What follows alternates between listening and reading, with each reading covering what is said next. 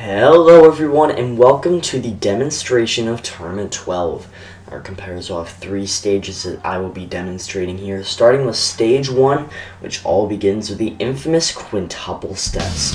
On this first obstacle, I would advise not to rush things and just simply go do the jumps as you would on any typical quintuple steps. Afterwards is the circle slider, and while this may seem deceiving, you simply just need to get a later jump off the ring and then you will be just fine.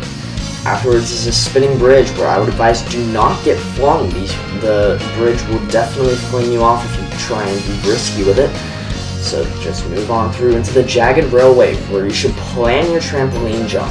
If you try and improvise it as you go, you'll likely end up in the water.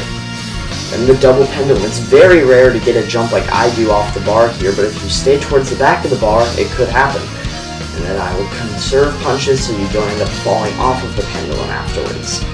Then is the crooked reverse, a new obstacle. You have to get height here in order to hit the bouncer to knock you onto the next platform.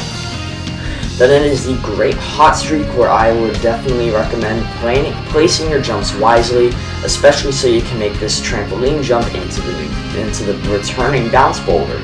Be mindful not to stay too far in the front or too far in the back to be in the perfect spot for the boulder.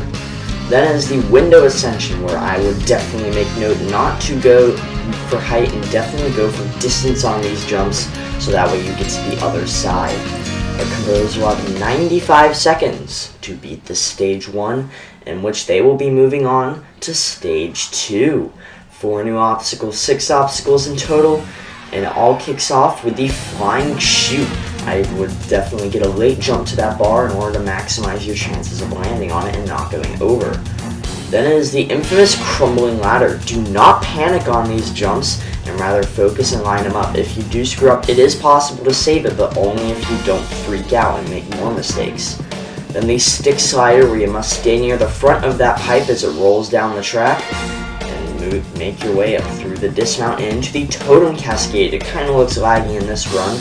However, the moment you touch those totems, they will fall. So be sure to get big jumps from one to the next. And then move into unstable hill. Do not stick around on these. If you wait too long, then the board will be gone before you know it. And then the stage finishes off with the new flywheels. This is a very intimidating obstacle. There is a lot that goes into it. However, the most important thing is to set up your transfers. If you don't set up your jumps, it is more than likely that you will fall off and not even get a chance to jump. Also take note of how I'm getting very big punches here, as that is maximizing my chance of making these huge jumps. And then simply make the dismount, as our competitors will have 85 seconds on this stage to beat stage 2, and where they will be moving on to the 3rd stage. Stage 3 consists of 6 new obstacles and 2 returning in a climactic battle towards the end. Kicking off with the floating boards. These now actually swing, so be mindful not to overdo the swinging or you will slide right off the back. As you can see, you don't need much momentum in order to make these jumps, so just don't overthink it. Then it is the Cannonball Alley. Use your momentum wisely, as you have a lot of room to work with on these cannonballs, more than you think actually. So simply, you can see I'm lining up to give myself some upward momentum here, which makes that jump much easier. And yeah, just simply take note of where you can get save jumps on the ball, and don't do anything crazy. Afterwards, you go directly into the modified Swap Planet Bridge.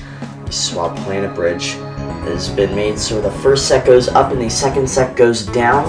Be mindful of the very thin landings that you have on the ball. You may think that you have a lot of room to work with, but if you don't land on that top of the ball, it is very likely you won't even get a chance to save it.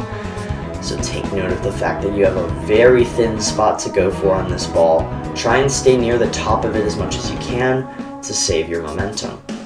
And afterwards, you're into the new deranged cliffhanger. 9 ledges, 2 of which move, in which I would advise, especially on this one, stay near the middle, do not panic, as it is definitely a chaotic ledge. However, it is doable if you know exactly what you are doing. On this ledge, I recommend just go straight for it, because it is very hard to stick around on that one. And then make a 180 transfer here to beat the deranged cliffhanger and move on to the back half of this stage, which has been fully redone, just like everything else in this tournament actually. Starting off with Pendulum Void. This is 6 pendulums of an absolute freak show. You must get huge swings off these pendulums in order to even stand a chance.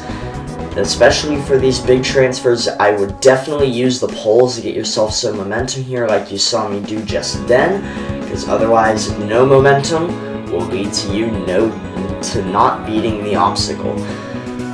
You don't need as much of a swing as you think, it's more so just getting the momentum off of the pole in order to make the jumps. This obstacle definitely takes a lot of time, so also be patient because you might be here a while.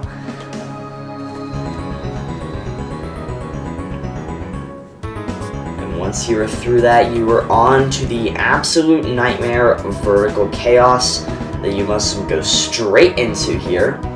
And then you're into Vertical Chaos. Be sure to focus your save jumps here because you have very thin landing spots and it is very technical. This transfer is now upward, and now we have a third set that goes down. I made that look much easier than it is, I promise. Vertical Chaos is a very difficult obstacle, so just be sure to know what you're doing, remember the basics, and then you're in the last 2 obstacles, starting with the Coil Climb. I would not recommend using the pipe here to try and get momentum, as you will more than likely just slip off. So do not try and do any pole wrapping of any sort, if you will. This obstacle is very, very tense, if you will. Have to get 2 perfect crouch jumps here, including one that will very easily bang your head if you're not being careful. Quite similar to the hang climbing concept, however, also side note, do not punch those coils. If you punch or shoot those coils, they will do what coils do and explode, so please don't punch them. But then you just have to make this transfer. You are 1 obstacle away from beating stage 3, the incline bars. Be sure to go for distance on these jumps. It may look like it's height oriented, however, if you just simply go for height, you will get sent right back down. The further you go, the less steep they get, and on the third one, it is simply a pipe slider-esque jump with a flat angle.